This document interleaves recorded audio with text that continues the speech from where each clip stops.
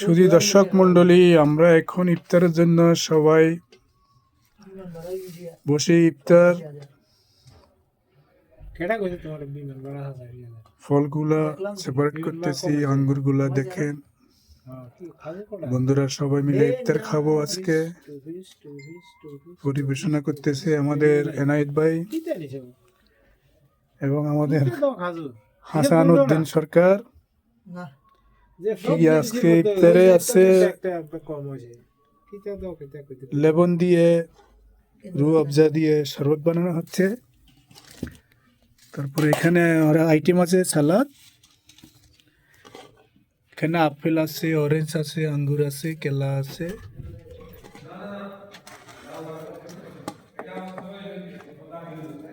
এখানে আছে পেঁয়াজু পাকোড়া, সাথে তো আরো মুড়ি আছে। আজকে আমাদের ইফতারের আয়োজন চলতেছে।